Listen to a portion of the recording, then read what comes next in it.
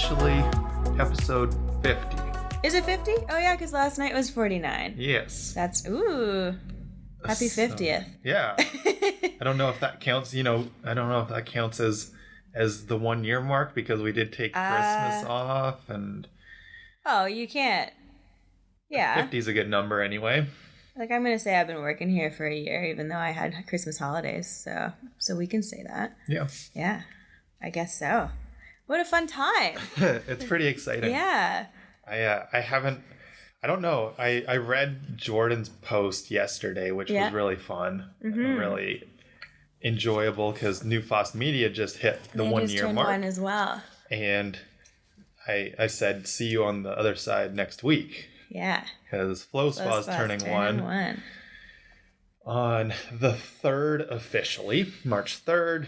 But I don't know. I haven't done much thought on it because there's so much going on, which we're going to touch on a little bit today. Yeah. That it's sort of just full steam ahead without really taking it. I'm always looking back and reflecting. So it's kind of the same thing with the New Year's sort of not being such a big deal. You already have goals going forward. Yeah. Celebrate the year and then just keep running. Yeah. I think my plan though for what I think would be most fun is, I told Kent this yesterday, is I think if it works out, I don't know how hard it's going to be, but I'm going to do a day in the life of a float center owner for my vlog next week. There you go. So that one actually might take off, all the people asking you questions about how to do the thing. Yeah, it could be interesting, but cool. I just thought it'd be fun to include that now that I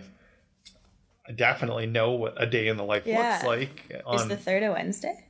The 3rd is a Tuesday. Oh, too bad. It'd be fun to get this in here. True. Well, it's not necessarily going to be on the 2nd that I'm recording it. I may also have it may not be a true day. Right. I'm thinking it's going to be a couple of days. Okay. Maybe, because a lot of days I'm sitting and editing vlogs or editing podcasts for 2 hours. And, I mean, that would be a fun time lapse, but that doesn't really tell the whole story. No, that's fair. It's more maybe a week in the life, because there's the cleaning stuff. Then you could see all the people that walk through the store to market for you. Yeah, that too. Yeah, if you don't have patience with people constantly phoning or coming through the door to sell you stuff, don't start a brick and mortar business. I was going to say, don't because have it's walls very with easy. Your business. It's very easy if you're online to just ignore or delete the messages, which I also get daily. Yeah, I get a ton. Hey girl, your account's great. Would you mind selling our activewear? No, I don't want to. All you have to do is spend $1,000 on it, right? And then post about it. That's the what's in it for me? That's the I've realized this a little bit too because my brother's in the fitness world too. Yeah. Oh, it's those. Would you call them like influencers, quote unquote? Some of them are, and like the people. Well, or the brands. A bit of both. Some people use ambassadors. Yeah. Some people use it. Yeah. So those ambassadors often are paying more total money for the product in order to be an ambassador than the average consumer, because it's not you have to free pay like it looks like. No, you've got to pay X number of dollars a month, and then you get a discount for this, or you have to post 15 stories and 10 Instagram posts a month in order to get a coupon for this, which is a discount off of. Yeah, it's crazy. Yeah. Not worth it. I've got major gripes with that whole thing. Like, if you want me to wear your clothes and do my life in them, I'll do it. Yeah. But I'm not buying them. I got my own clothes. Like, I'm not buying them. I'm not gonna, I already feel self-conscious about how much I try to sell things. Like, I try to sell my workshops and my classes and stuff on the internet. I'm not gonna do that with pants. Sell your crap, too. No. Yeah, it's, of course, I'm sure that the top dogs are getting free clothing or apparel or supplements. They better be. I'm sure they are. Or maybe they're even getting that money that you're paying them is probably going as a stipend or a salary to those sponsored athletes, the real quote unquote sponsored athletes. That's different. They get money and That's stuff. That's different. It's they get the, all the stuff cute little girls with big bums on Instagram that I'm not sure as glam as it looks. I don't know. Yeah. But it's a good thing to call out because I think. Oh gosh, yeah. I mean, frustrating. Because we like to combat the tech obsession and everything. And also just I think it's important because they're trying to throw you a fish, right? I think it's important to know that you probably shouldn't jump on all of them because when you're first getting started with stuff like that, it can be really exciting to be noticed by a brand absolutely, right? And so I know a lot of people that, not a lot, that's an exaggeration, but I know people who have gotten themselves into things just because it's exciting, and then they're stuck with all this stuff and spending money and no one's buying stuff from them because it's crap clothes. I don't, It kind of ties back into our conversation with Becca too, with the sort of MLM. Yeah. It's almost like an MLM. Some of them are. I'm sure they are. Someone approached me. I always like to just ask what's the mission behind your company, just to know. Because if your mission is something that I believe in, maybe I'll bite. Yeah. But so far, none of them have been. And this one was she was trying to get me to just buy into MLM. I had no idea. It was MLM leggings. I didn't realize that was a thing. But she's yeah, you would be an ambassador. And I was what does that entail? And she's so you build your own website, you sell your own stuff. I was what? So a salesperson? And she's well, we like to call it. And I'm no, it's a salesperson. See you later. Don't want to do it. Yeah. It's a funny world on the internet. I even find those little parts of a story you can put a question and people type their answer in. Yeah. 90% of my responses are just people being you should follow me. Great account. Would you mind selling this thing? This is unrelated, but I want you to check out my YouTube channel. Just all these things. And I'm I was just asking what you ate for breakfast. I think that happened the last time I did one of those too I think it was for a podcast topic or I'm something. sure. People are all over those. And I just got these random, and I don't even know how people find those question boxes. Right? How are you finding my story? In order to do that.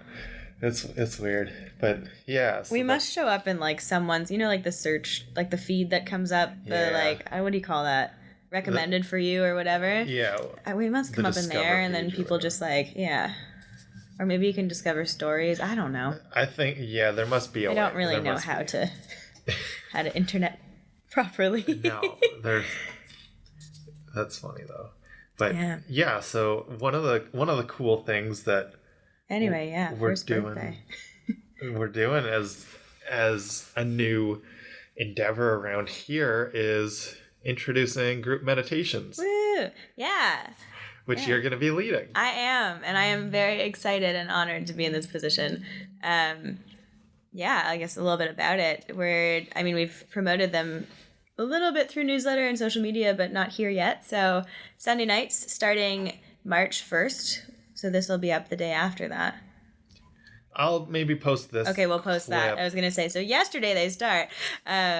This I don't know when this whole episode's going out. True, that's true. We can. So starting March 1st, every Sunday, anyways, indefinitely at 8 p.m., we're going to be having group meditations as well as every other Monday, starting March 9th. So you can go through your calendar every other from there at 7:15. I keep saying 7 by accident because I wrote it in my schedule as 7, so I show up on time. Yeah. But it's a little pay what you can. We prefer people to sign up in advance just because we don't have a whole lot of space here. Mm-hmm. So you can sign up online, flowspa.ca/meditation. Yes. Or you can just find it on the website if you're savvy that way. Or you can send us messages. We'll find a way to get you in.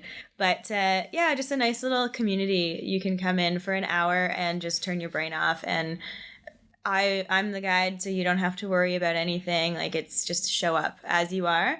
Mm-hmm. I've got a little template of how we'll be meditating, if you want to use that word, being mindful, whatever works. But it's going to involve more than just sitting in stillness. That will be an aspect of it, but we'll do, I want to do writing, a lot of like intention setting and that kind of a thing, because I think that's important. We talk about the power of pen to paper all the time. And so that will happen in some capacity, intention setting, blah, blah, blah. And then something to connect us as a group. So whether we do some ohms or some like breathing all in the same capacity, something like that. And then we'll do some breath work, body scans, and then every week's going to be a different visualization exercise just to keep it fun. Like, let's keep your imagination on. Sometimes the visualization is going to be real to life. Like, what does your perfect day look like? And sometimes it's going to be like, you are a tree. Picture yourself rooting into the ground, like stuff like that. Yeah. And then we'll spend some time in stillness. And then if anyone wants to share at the end, we'll do that. But yeah, it's going to be a fun little community. It's going to be a fun little party. And we've got everything you need. So you just show up. We're recommending, pay what you can, minimum $5 donation, maximum $5 million if you're interested. No more than that, though. That's obnoxious. But yeah, it's going to be a good time. It's going to be a safe little space. And you can come once, you can come every week. It doesn't matter. I've got to go look for some cushion options today, I think, because meditation cushions are extremely expensive. Oh man, and why? Yeah, just and a pillow. why? But pillows are expensive. I learned that when I was trying to like put pillows on the couch. And I was like, I don't think I need them. I don't think I need couch pillows anymore. It's funny how that. So I'm gonna see what I can find. I mean, we do have these comfy chairs that anybody that needs a little more softness can sit on, or the couch. And if you have your own, you can bring one. Like if you. Yeah, absolutely. And I mean, I wouldn't probably sit on the floor for an hour. So the idea that some people can sit upright, there is no correct way to meditate. Correct. And so there's that is correct. So I think we've got a comfortable place that doesn't make it too dogmatic in the traditions. You can be where you want. Structure is great that way too. A few weeks ago we talked about the whole 6-phase meditation thing, which was interesting, and I'm still exploring. My obsession with Vishen has dissipated, so I'm a little more level-headed about his approach these days. But I still do like the practices. And it's interesting anyway, his sort of argument is that it's more meditation for the modern day, where the traditional just sit and try to clear your thoughts isn't as practical. Maybe for highly driven people. I think that takes training. Well, it takes training, but also you can get more out of meditation if you also include those things like visualization. You can do a lot more like subconscious work. Yes. When you're doing these, the visualization and even breath work is amazing for your central nervous system, like releasing stuff you've been holding on to, which is sweet. And then I think the stillness aspect is something that, at least in the modern day, we'll call it, like, things are so busy and we're so wired to be so attached to that busyness that it's really hard to get to a point of stillness. So the way that we're going to do meditations here is that stillness will come at the end after you've kind of sloughed off your day. And it's going to take 45 minutes to slough off your day. And then by the end, it'll be like, it's not going to be scary to go into stillness. It's going to be like, okay. You're ready for it. We're going to sit here for 5-10 minutes, like whatever the clock allows, and do nothing. And it's, I think, I guess I was just saying, it takes time to get there. Yeah. So people, like, if you're listening to this and you're like, I'm scared of meditating, we're going to make it accessible. It's going to be fine. It's going to involve a little bit of movement here and there too. Like, it's going to be nothing crazy, nothing like fitness related, just, turn your spine this way. And, but it's approachable, I think. And I think like his stuff was approachable as well. It was. What podcast did we talk about that in? It was our last duo, right? The Bell Let's Talk one. I think so. Yeah. Yeah. So you can find it there if you're curious. About a month ago now. Yeah, whenever Bell Let's Talk Day was. I can link it down below. Was that still in February? That was like the end of January. Oh, okay. I was gonna say this has been like the longest, shortest month of the year. I know. Like February's dragging on. Do you find that? It's been extremely busy, so I want to say dragging on, but is it flying by for you, or is it just like you've done a lot? Done a lot. That's fair. So what are you doing? Why don't you talk about that? Because I know what you're doing, but like, what's coming up for you? Because you have like 7 different things on the go. You want to talk about any of them? Well, we've got things sort of transitioning. Well, not transitioning, but flow spa sort of. There's a new software system coming, which I think I'm starting to accept as it should be a good thing. Your language is close. I know. I'm still. It's a big sort of investment. In the upgrade, and so it makes me nervous. It's scary. Because we're in a good place. Everything's growing. Yeah. And so you're also scared that if you change things up, is that growth going to continue, or is it going to cause the thing to go all over the place? And so it's nerve wracking, and but it looks like everything's sort of smoothed out. I've kind of set my sights on how it's going to work and play out and transition and everything. So I see it being a good thing. And it's definitely going to be a good thing. I think from our perspective as staff at Flow Spa, it should be easier for us. And for the customer, it's definitely going to be easier when it comes to, it's a lot booking. More hands off, eh? It is on our end, but also it's more convenient too. There's a lot of struggles with our system being very basic, so you can't book multiple appointments, whether it's for 2 people coming into 2 float tanks, and you also can't overlap different types of appointments to do a package of sauna and float, etc. So a lot of those things will be solved and taken care of. There's also a lot more text message marketing, which is really interesting to me because, for one, we were talking before we started, Gary Vee talks about text messaging being the next wave of marketing to get into. Oh, does he say that? Yeah, that's another. Where's he getting all his info from? So it's interesting. I occasionally dip into the Gary Vee videos when I'm feeling a little bit run down, because he's all about just... He's a bit tough lovey, isn't he? A little bit, but he's also just like talks about how, you've just got to keep pushing. I mean, he's not a figure of perfect health or anything. He's not the epitome of health, so he's not the best person to go to for everything, but he's got a lot of that sort of hype.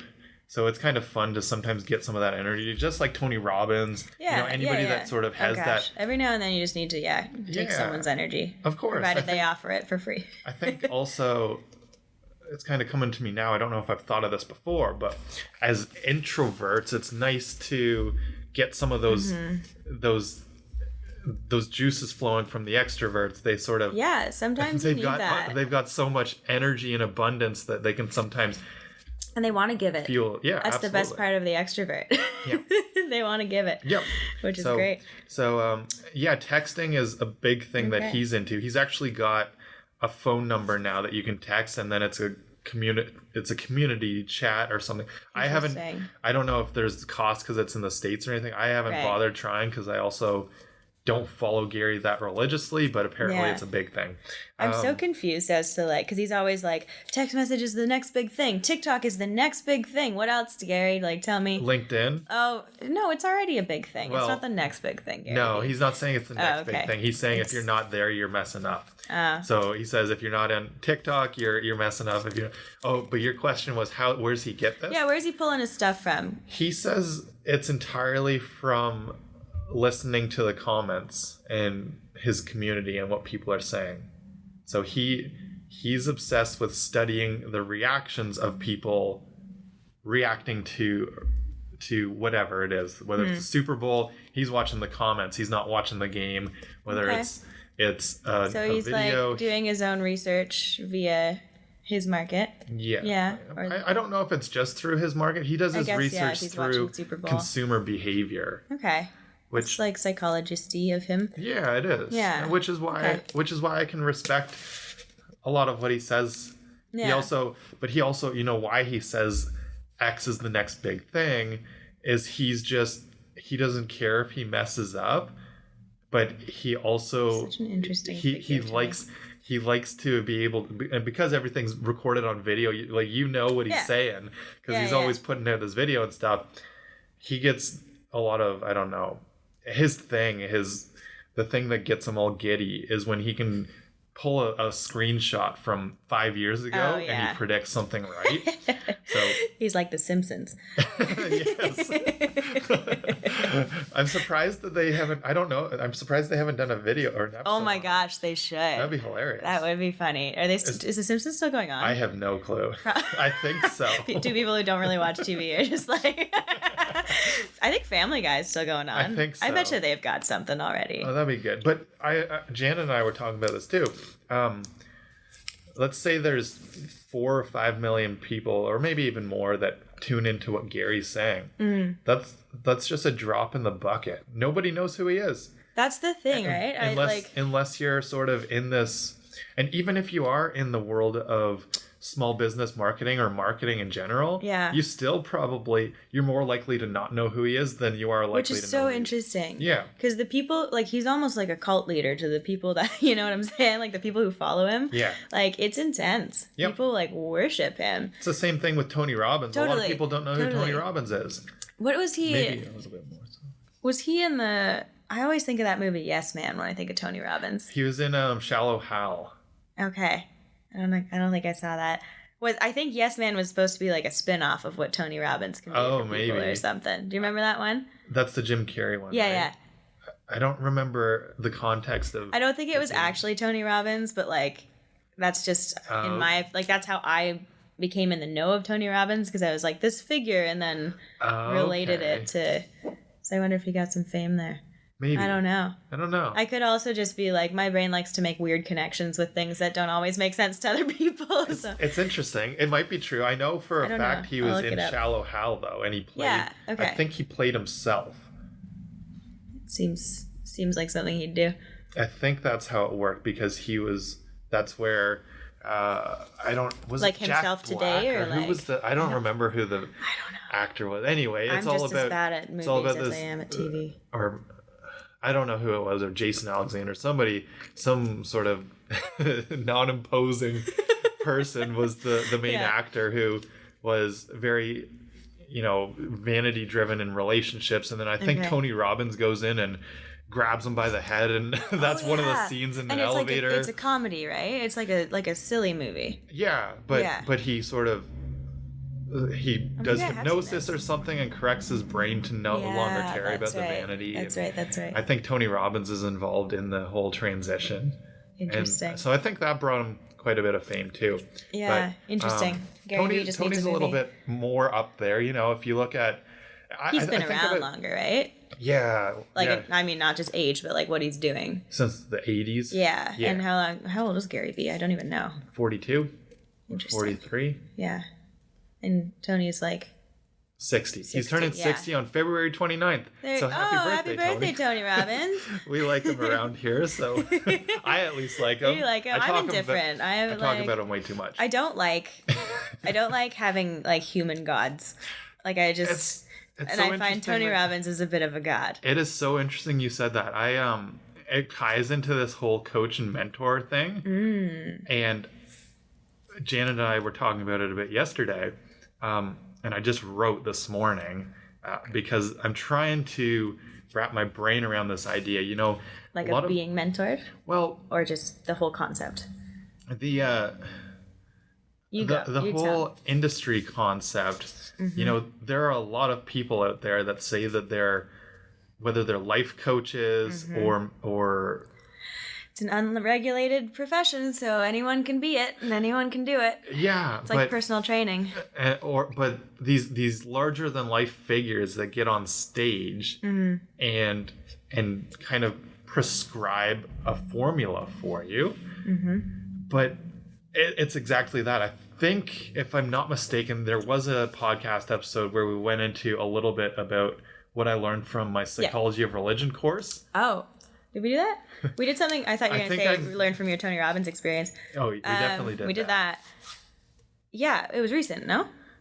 We talked about religion the other day. Maybe. Like I 2 can't weeks ago recall. the But other day. anyway, the point that I just kind of tied together this morning in my own mind is around, so Freud has this concept of religion being this longing for a father figure.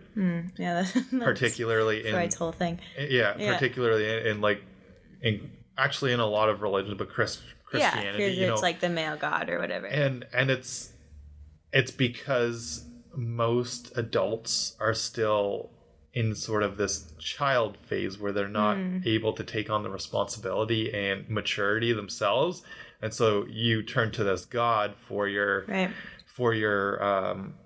forgiveness and guidance and nurturing and all of that. Interesting. And I just tied this connection together this morning that's what a lot of these larger than life figures are becoming, because we are such an agnostic world these days. Yeah. Religion's not holding such a grip on people that they turn to people like Tony Robbins or any of these people that they get their fix off of, as far as, so I think Janet said it was something that Mark Manson talks about, the self-help junkies.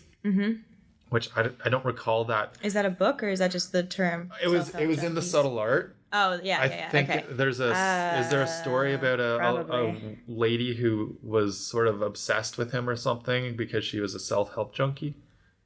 Probably, and I can't remember either. I don't know if I even finished that book. Oh, okay. Did I finish it? I don't know. Maybe. The end of it's where he's like on the edge of the cliff and he's contemplating life and stuff. Yeah, it's really powerful. Yeah.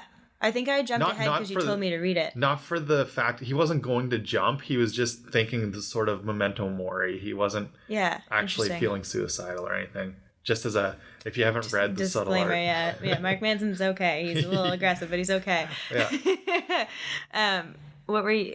So I was talking about self-help junkies and people turning to these real human figures in the same way that people turn to gods. Yeah. I'm not here to say there's anything wrong with that. In my personal opinion, though, like,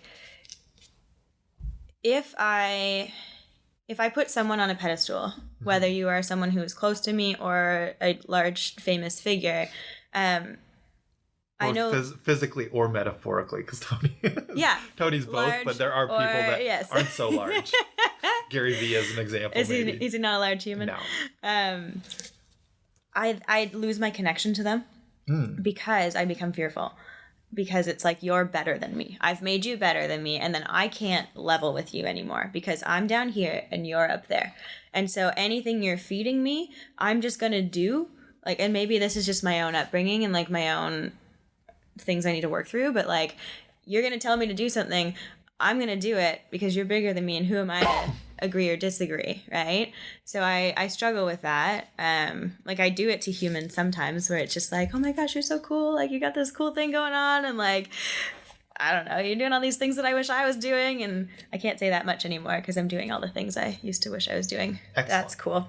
But in my experience, putting people on pedestals really messes up my human experience because then I'm segregating humankind and not able to learn from them. Like, I'm just starry-eyed, and then it really distracts me.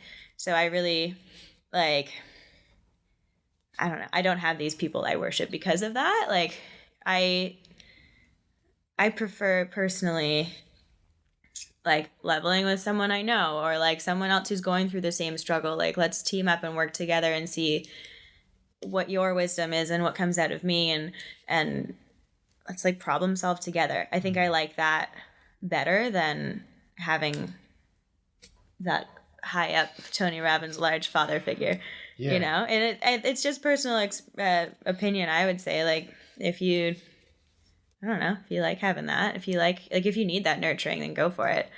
I would say that's the same reason why I go to therapy, is because like I don't feel like I can personally handle my thoughts. So I need someone to nurture me through it, right? So same idea of that, like, Freud theory of just needing someone to take care of you. We all feel that sometimes. Like, I remember I say all the time, like, Wouldn't it be nice to just like be able to hire a mom for a day? Where it's just like, and I say mom and like, I don't mean to disrespect I'd say it in like the traditional sense of like, I want someone to cook for me and make my bed for me and care for me. Not that I believe that's a mom's role per se these days, but wouldn't it be nice? We all need a little nurturing. Mm-hmm. I don't know where I was going with that. Oh, I see.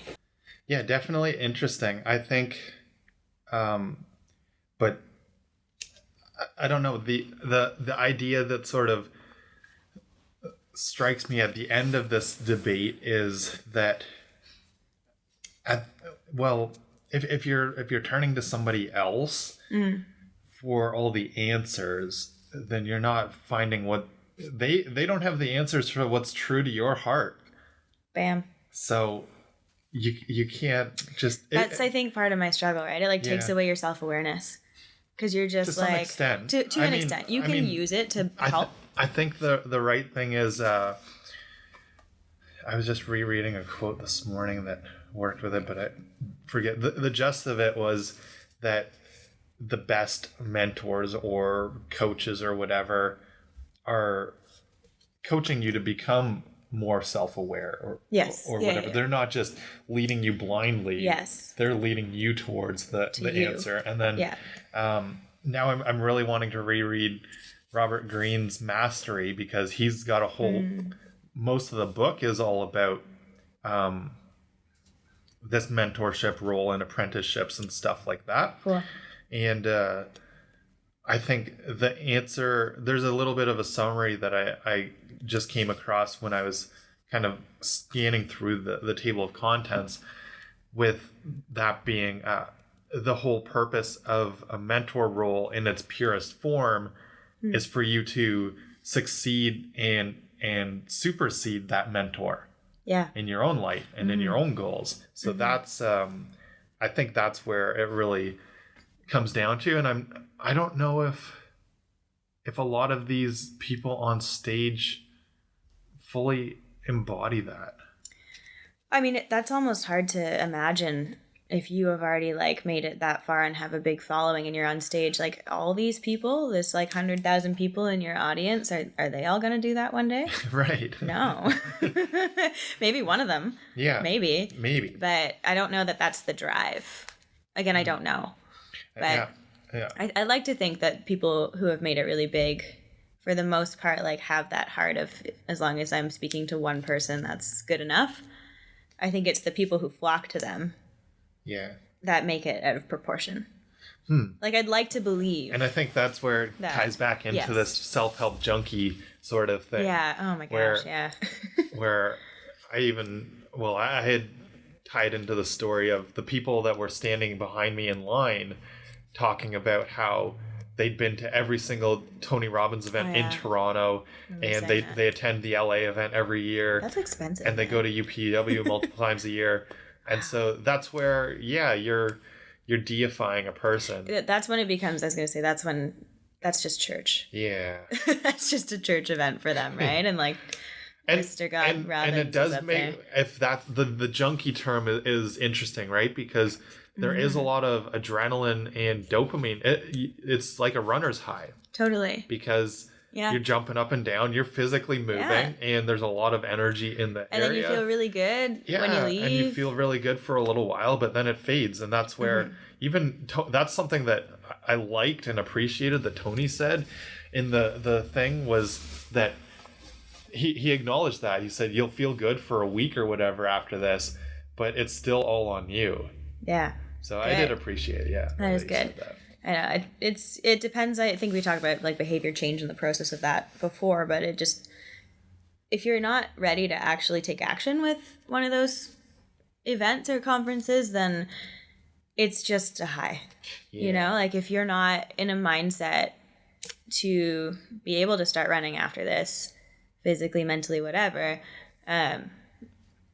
it's kind of all for naught. Like, it might push you towards that mindset. It might get you thinking, and then like 1 to 2 years later, you're ready to get the ball rolling, and you can say that's your pivotal event. But I think a lot of the times, like myself included, you get this high and you're like, I'm going to do this. And then a week later, you're like, what?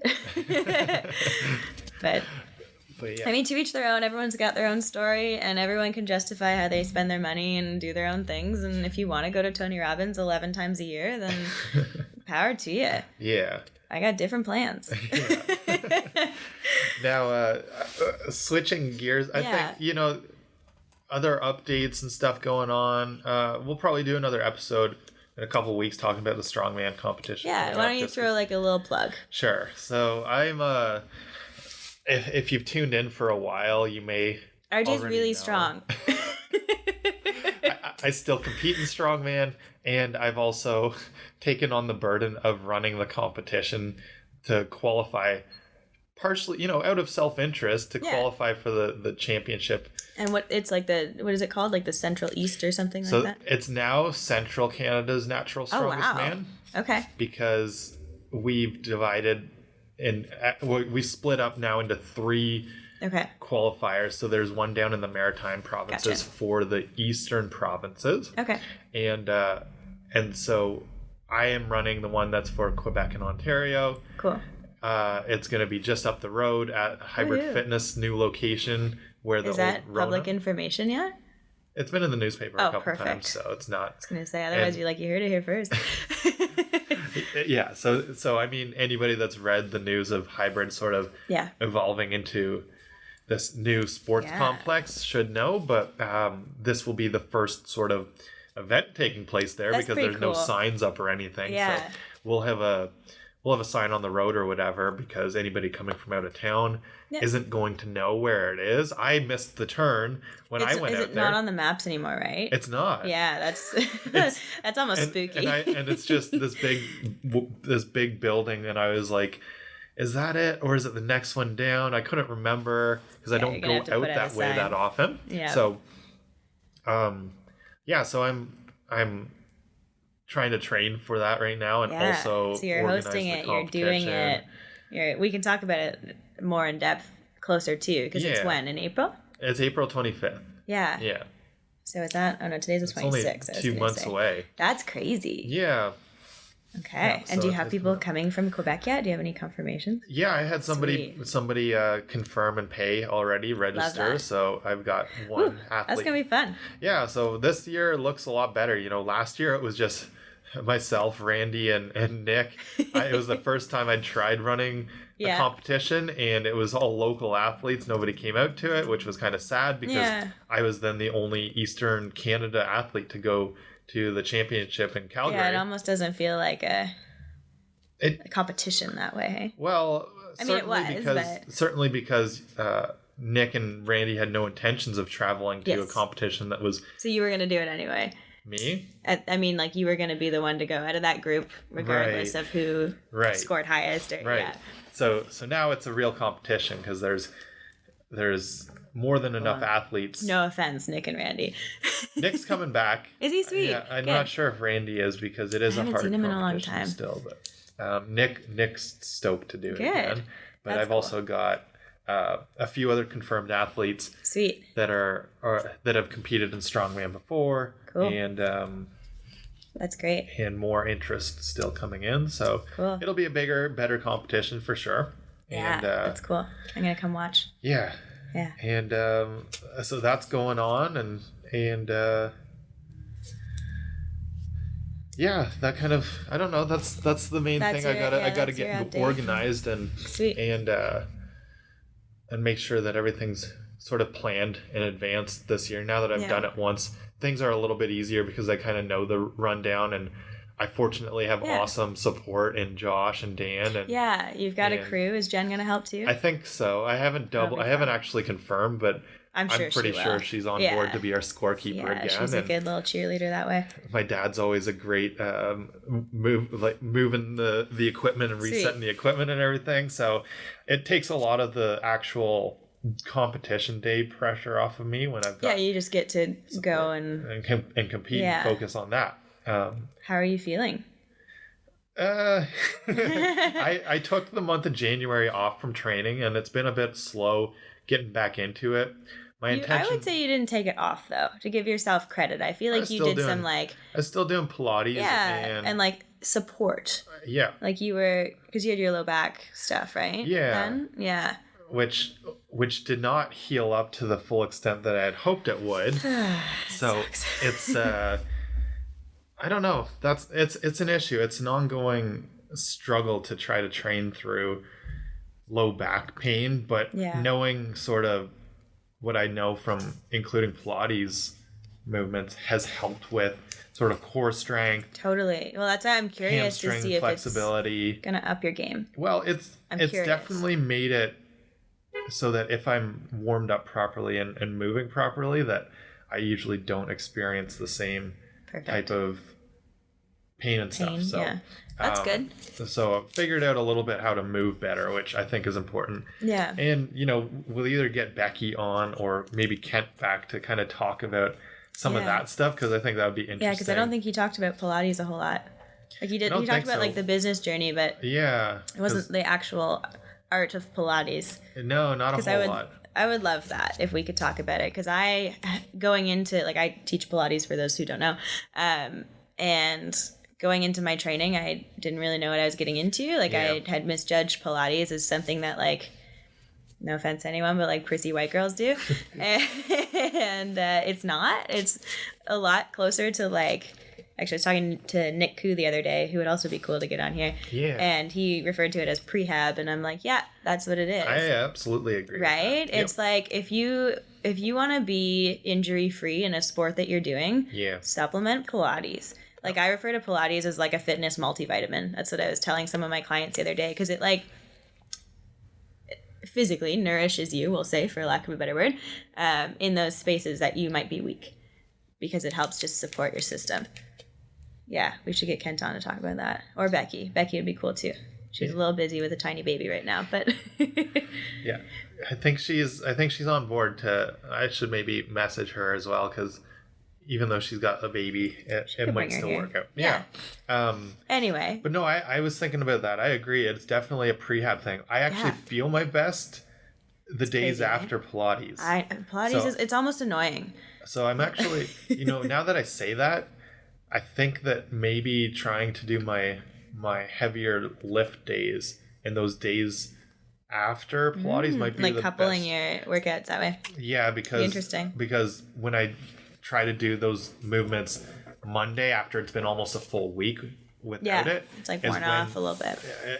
When sort of my movement kind of starts to get a little bit stiffer or whatever. So I'm gonna try that. I think that might help. But also the other thing that you kind of wanted to hear more about, yes, which would be fun, is so we've talked about gods and strength and brain power and stuff like Greek today, right and now. Meditation and all these trendy things. The person that kind of another god embodies it in a lot of ways and is seeking immortality in a lot of ways. So Ben Greenfield, which a few weeks ago we talked about how I really wanted to read his book Boundless. Yes. But it costs $80, which is frightening for a book to cost that much. It's a lot. It's like a textbook. It is a textbook, and the content. The content literally is a textbook, which is, he wrote it, he sort of self-published it this way, to have it as a desk reference for all of this different stuff about maximizing your brain power, physical power, potential, and all these different things. He's like a human robot, this dude, but like in a positive way, not just like a clinky machine. It's funny. I definitely say positive. There's another sort of off-topic rant I've got about these biohackers that I was sort of working through with Kent yesterday. I'd like you to throw that down. So I'll first, who is Ben Greenfield? You should say for people. Did we say his name yet? Yes, we did. Okay. I said it once, but we were kind of Ben Greenfield. Ben Greenfield. So, Ben Greenfield is a 41-year-old man in a 6-year-old boy in a 41-year-old man's body. That's probably the right way to say that. He has apparently he's got the telomere length of a 6-year-old. No way. Yeah. That's really interesting. So he literally is the closest thing to an immortal person. So that's where I've got this interesting rant that may... I bet you Dan Groudon's right on board with that. Not on board, sorry. I bet you he's also a 6-year-old. Yeah, probably. Oh, man. Yeah, probably. He doesn't... So Dan's actually we've had some funny conversations about making fun of Sweet. Ben Greenfield too. So I like Ben quite a bit. I'm not on board with everything he does and says, but I think as far as these sort of health guru, biohacker type of people, I think I can relate to him more than anybody else. Some of them I think straight up don't like. A lot of biohackers are like, just do LSD, it makes you better, and you're like, sweet, but like, what's practical? All right, so we'll get there because that actually ties into some of what's in Boundless. Okay. Yeah. Yeah. So, interesting. So anyway, as far as Boundless goes, and just because I like to. I geek out on how do you figure out all this stuff, or how do you get access to this information. I always obsess about the most affordable way to get books and consume content and all of that, because I read so much it's super expensive, right? To like buy all these books, especially if they're $80. So even if they're $25, like the way that you eat through books, that's like it's expensive. That's like rent. and you know, actually that's my probably, as far as personal satisfaction goes, my life mission is to be able to afford books for myself and to buy for other people. You're a Paul check. Yeah, that's true. I can always count on you for that. Without blinking an eye at it. I like that. If I can do that, then I'll know I've made it in my own life. You've heard it here first. Mark your words. Mark RJ's words. Yeah. It's going to be Bookman. 80-year-old Bookman. Yeah. So... or 120, depending on how far you biohack your life. 11D1. Right. That's another thing, because I'm such... right. Who says that? Oh, that's right, Tolkien. Oh, yeah. That's a Hobbit thing, isn't it? Yes, it is. I decided that when I was 11 years old, I think, or 12 years old, when I first read The Hobbit. There you go. That I was going to live to be 11D1. Just decided. Yeah. Well, apparently you can choose. Who's the MCT guy? What's his name? Dave Asprey. Yeah, he's choosing his destiny. Yeah. He thinks. Yeah. And Tom Billy is another one who thinks he's going to live in a robot body. Interesting. Why does he want that? He wants to live forever. Why? You'll have to go through a few more episodes. I will. Figure that out. He talks about it quite a bit, but like Tom Billy wants to have his brain downloaded into a robot so that he can live forever. Is he a narcissist, or does he just enjoy life that much? I don't know. See, that's where my rant. It's because he doesn't believe in like afterlife stuff. Yeah. So he thinks this is it. Yeah. That's like because he is like fiercely agnostic. Yeah. But anyway. So Ben Greenfield and Boundless. First off, how to get the book. So sorry, Ben. No, he probably knows. So I'm still wanting to buy the actual book because it's fantastic, and it's something that you need to read, because you don't read through cover to cover. Although that's what I started doing, because he launched the audiobook version, and so you can either get it through Kindle or my favorite. Do you know how much is it on Kindle? Is it still the 80 or? I didn't look at the actual price, but you can get it as one of your monthly books. So on Kindle, it would be $15. There you go. If it's your monthly credit for a book. Right. Yeah. My favorite way to go about it, though, is through Scribd. Mm-hmm. So Scribd is essentially an online library. You should be sponsored by them. Well, here's my shameless plug. So I have like a referral link. So if anybody wants to give me a free month of Scribd, just sign up for a free That's a good pitch. If anyone wants to give me it. Because I get a free month of books in return, which I've actually received you get more podcast content, so absolutely buy into RJ. 1-800 buy RJ now. Link in the description for my referral link to Scribd. It's like an online library, so you never own the books, but you rent them, you kind of borrow them, and there's no limit to how many ebooks you can borrow. Cool. Each month, it seems to me that you get 3 new audiobooks. Okay. And the moment that I heard that Ben Greenfield had launched the audio version of his Boundless book, I went on Scribd and I looked, and there it is. I downloaded it and started listening to it. Disappear after the month? No. But no, so it's yours once it's in your library. It's yours. Sweet. Sometimes they do. though it's only happened once to me. They recommend pushing like a refresh. Okay. Because they quote unquote improve the quality or the playback. It's probably just them trying to figure out. It's probably just them trying to wipe your, so that you don't have all these free books and that you're refreshing your, but you're still getting 3 a month, which is probably more than you can consume audio wise. It's definitely more than I consume audio wise. Yeah, it's a lot. You'd have to be like constantly with headphones in. And Boundless is 41 hours in length. Yeah, that's a work week. Yeah.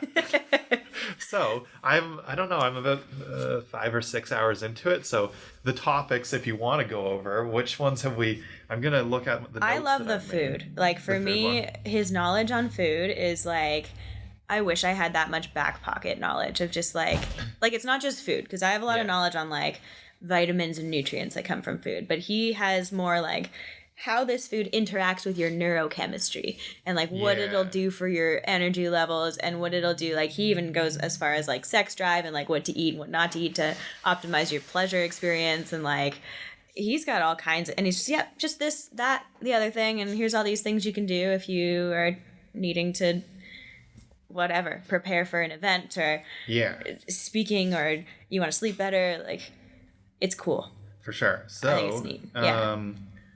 Which one's the food chapter? And he's a carnivore man. A little bit, yeah. He's like a nose to tail guy. Yeah. Yeah.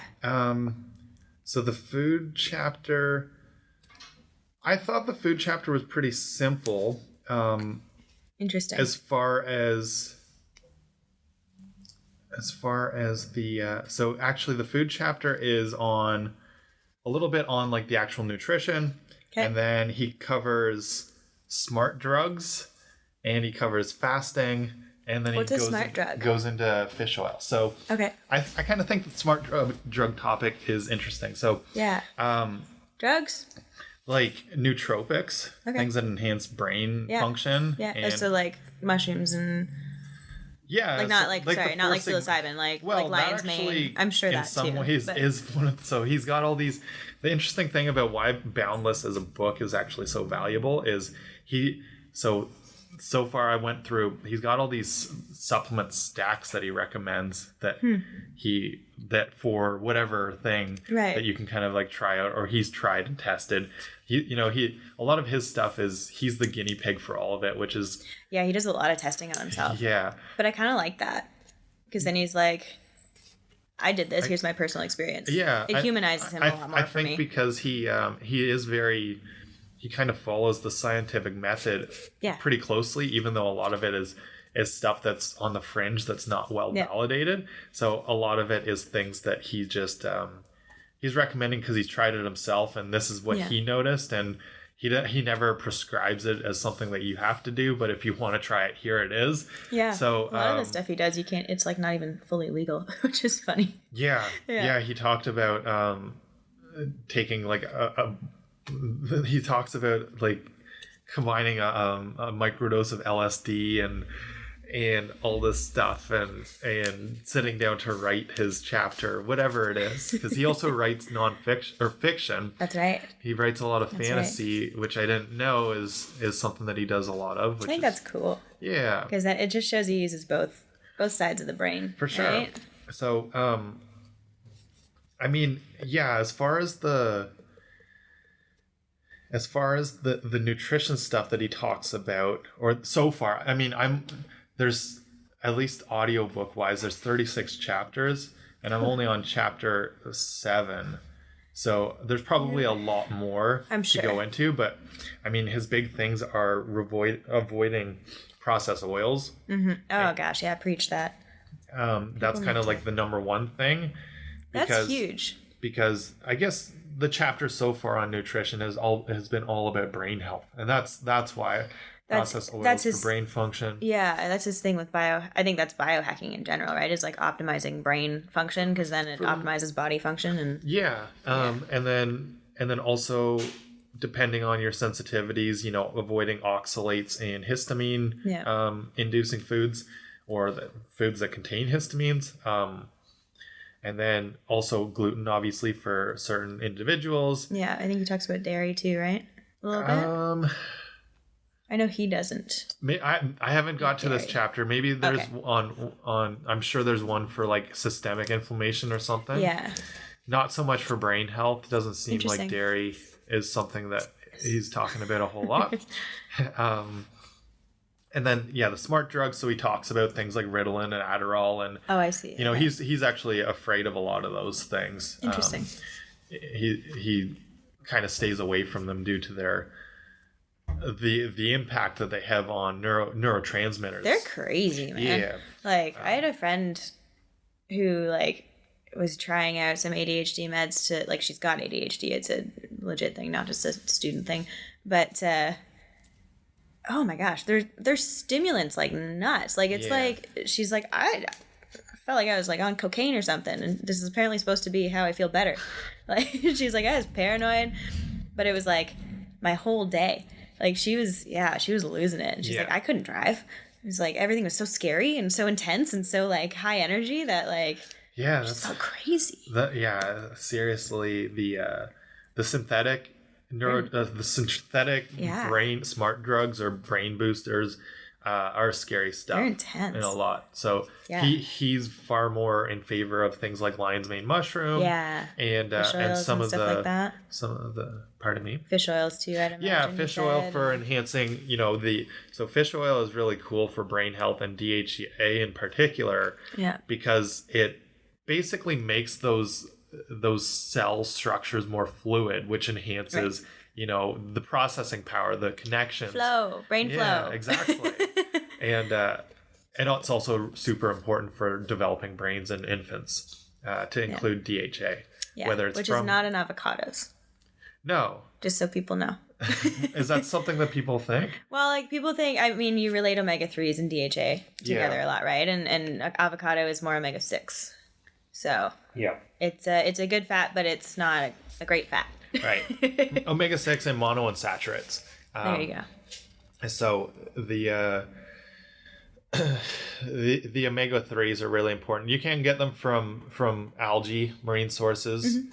Is another That's place. What's his face? Laird Hamilton's big on the algae. Oh yeah. Yeah. And I also, an interesting thing, I'm pretty sure it's from Boundless. That's the only thing I've really been consuming health-wise lately. So the more fish oil, there's this sidebar topic of why fish don't need to eat fish oil. And the more of the plant-based omega-3s that you consume, the better your body becomes at processing them. And actually, because the main issue with plant-based omega-3s is that they are they're not in the DHA form, right? So they have to be converted through several processes in the body, and it's not a very effective. The human body is not very effective at doing this processing, which is why ALA, like plant-based omega-3s, are very low bioavailability, or you have to consume a whole lot of it to make it up the DHA. So, okay, continue. That was my point. Okay. So that's but the fish thing is they basically are consuming. They are good at converting it. Yeah. And that's why we eat them. Yeah. That's what you're going to... Okay. I wasn't sure if we were going to be able to become efficient at it by saturating ourselves with plant-based omega-3s. That's the idea. That's the idea. And I think there's just some algae and like nuts? Like where would one get plant-based I'd have to go omegas? through. Yeah. I'd have to review again, but I think like hemp, I guess. think anything that's plant-based omega-3, if you keep consuming it, your body starts to be able to upregulate its processing power for it. Interesting. Which is good news. Sure, right? Because that's one of the things that's often, devoid in plant-based diets is the omega-3s or the long chain omega-3s. Yeah, because it's easier to get that from animal sources. Mm-hmm. Interesting. I want to hear more about that book as you chew through it. But, because it's interesting. Just the idea. I don't know if we even said the idea. Like boundless is the idea of optimizing your energy and having boundless energy. Yeah, right? that's sort of kind of the idea. And but it's a compendium of all this stuff that he's into for biohacking. Yeah. He makes it sound so easy too. Like I was reading some of his Instagram posts and he's just like 7 things to optimize your life quality. And it's just like all these things that I'm just like, dude, that's a lot of work to get there. Like, it's a good thing that he's putting it out, but it's just like... So here's the thing that I sort of was talking to Kent about yesterday, because this thought came to mind, and it's my... I like to learn I like to learn from these biohacker people. Yeah. And it's interesting stuff. It is interesting. It's interesting. That's kind of the point. It's not for everybody. No, it's intense. And like, in my opinion, these things are like, you have to invest in it. And I don't just mean like money. I mean like, taking one fish oil pill is not going to change your life. Yeah. Like, you have to saturate yourself with all this stuff. Like, if you're going to be worried about clean air quality, like, you got to go hard. Like, all this stuff, right? And same with like fitness and stuff. Like, even we can relate it to strongman. Like, that is not you can't just throw yourself into that sort of event. Right. You have to invest and like make your life path this way. Yeah. Same with biohacking. That's the thing. I think that there's a type of person that really gets off on this quantified self stuff. Yeah. They really like to keep track of every second they were asleep. They like to keep track of every calorie that they ingest. They like to keep track of every drug that they take and what quantities and what it does to their brain. Yeah. And they like to get their genes tested. They like to go and do stem cell injections and PRP and testosterone, everything. You know, they'll take whatever drugs to make themselves, like, quote unquote, more optimal humans in this whatever idea. And the funny optimal thing when it comes to the smart drugs or the nootropics is I don't see. It's funny. I Ken sort of agreed. You don't see PhDs or medical doctors ranting and raving about taking nootropics to enhance their brain power. No. It's sort of, and so the question is about that. You know, I'm sure that a smart person becomes a little more efficient with their brain, but I don't know. It's I struggle with. There's a type of person that takes the smart drugs, and what is it they're seeking? I feel like the difference between a biohacker and a PhD is focus. Like, the PhD is studying one thing forever. Like, they've got their thing, whereas a biohacker is trying to do everything, you know? And so it's hard. I feel like that might be an apples to oranges in my opinion, because it's like Ben Greenfield is trying to live the best life in every aspect, you know? Whereas a PhD is trying to study why this one thing is important for this one aspect of life. Sure. So maybe that's why. I don't know. I feel like we'd have to get them in the room and just watch them fight. But the debate of it. Yeah. Because same with medical doctors, right? Like, they, and no shade, but they just don't study nutrition in their, like, in the same capacity that nutritionists study nutrition, and that, like, you know, they're so... Yeah. The knowledge there is so sparse for medical doctors, because their job is to cut people open. Like, you're not feeding them at that moment. So, you know, I guess unless you're the odd person like David Perlmutter, who wrote Brainwash and Brain and Brainmaker, all those different... like Mark Hyman or Mike Hyman? I always... Yeah, I think it's Mark Hyman. Mark, yeah. He used to be a medical doctor, and now he's into functional medicine, but... Right. He's there's the odd more well-rounded, and we're getting there. Yeah. But I wonder... I don't know. I do believe in the power of oppositional force, I'll say, which is just like, we've got this person running that way in that direction so hard, and it's like really intense, and then we have this person running in this direction really intense, and like somewhere in the middle is balance. Yeah. You know, like, it's that like tug of war thing where it's, if both sides are pulling equally as hard in each direction, then the flag in the middle is not moving, and we've got this homeostasis. Yeah. So I like to think of it as like, people like Ben Greenfield are going gung-ho in this direction, so that in hopes that like we get these little nuggets that we can add as muggles into our lives, and vice versa on the other side, right? Like, people are studying these fine-tuned like individual things. Sure. To help. I don't know. There's something middle ground. I'm not meant to be Ben Greenfield. Yeah. I think that's just what where I'm getting at is. True. I think I'm more of a generalist than an extremist. Well, and I think the thing is that once again, some people definitely get off on the biohacking being their ultimate state of flow. Like, that's meaning for them. It's a lot but of work, I think most people, there's a lot that you have to miss out on in life if you go that route too, though. Mm-hmm.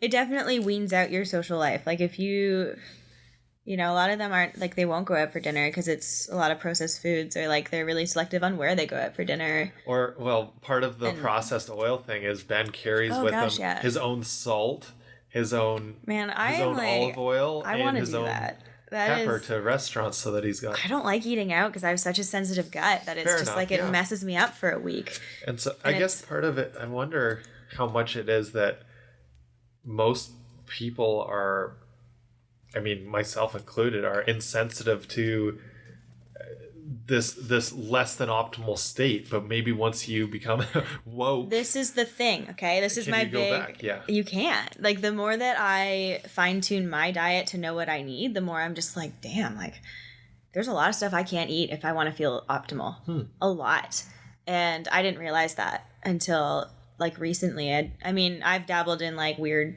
diets here and there just to try things, and what goes around comes around. I'm coming back to like paleo being the most efficient for me. And grains and legumes are just like not my friend anymore. Yeah. Wheat's never been my friend. Dairy's still my friend, thank goodness. You can hold on to some sort of vice. Cheese, thank you. But it makes it like, you know, I eat a low sugar diet because sugar makes me feel like shit. And the more you wean it out, the more sensitive you get to it. So when I eat sugar, I literally feel bruised. Like I'm so inflamed that my whole, like any ounce of my skin, if I touch it, I feel bruised. It's brutal. So now it makes me not want to do that. Yeah. And same with the processed oil thing. Like like yellow oils are not part of my life. And then when I eat out, it's like I have to just expect the hit. Yeah. And so I'll like budget the day. Like I don't eat out on a day that I'm hustling because I can't. Like it throws me down. Stuff like that. I don't know. It's annoying. Yeah. But it's good. It's a good annoyance because I'm like forced into health. Like my body is just like, only the best for you. Yeah. It's a good thing, but it is socially challenging. Absolutely. And even like with my sleep schedule, like I am so strict on sleep, yourself included. And my social life is I will say suffers. I mean, I'm an introvert, so I don't know. It's okay, but yeah. It's very hard for me to hang out with friends because I'm not going out past 9. It's funny. Yeah. I'm not a good person past 9. Like I will fall asleep on your couch. Yeah. So I don't know. You got to choose your life. You have to choose what your priorities are, and if your priorities are to be like optimally clean inside and out, you're gonna attract people that also I think vibe with you. Mm-hmm. But yeah, I don't know. That's the dangers of being woke. Call this podcast that. Yeah. So I think, I don't know, be sensitive on time. I think we should wrap I gotta go teach a Pilates class or two. But I'll continue on the Boundless journey and update more. It'll have to be we should do like a weird challenge together and podcast our progress. On the book? I don't know. Or what? Something. Well, you're the one other thing I guess for updates is you're now going to start doing cold plunge challenges. Oh, I am. Yeah. I'll stay updated here. I was saying to RJ the other day, like, and this is probably annoying to hear, but everything I'm doing in life, I feel like I'm good at. And that's a really lovely thing to say. Like, I'm not taking that for granted, but I'm always someone who's looking for growth. And I don't feel like I'm not growing per se, but I do feel like I'm really content in my life and I'm not uncomfortable anywhere. And there's always been something in me that chases a little bit of discomfort, which is hilarious to say as an anxious person because, like, so that's a catch-22. But, yeah, I'm not feeling like there's anything in my life that I'm... Like, I tried to go for... Well, not tried. I did go for a long run the other day, and it just wasn't hard. Like, I'm becoming Dan Groudon a little bit. And that's the goal. But It must be, like, really unsatisfying to be Dan Groudon, because it's just like, yeah, I ran 70K the other day. Wasn't that hard. She's saying that totally sarcastic. I am, yeah. If you don't know Dan, listen to his podcast. You probably won't understand him in the podcast either, or won't get him. Sorry, not understand. Yeah. Anyway...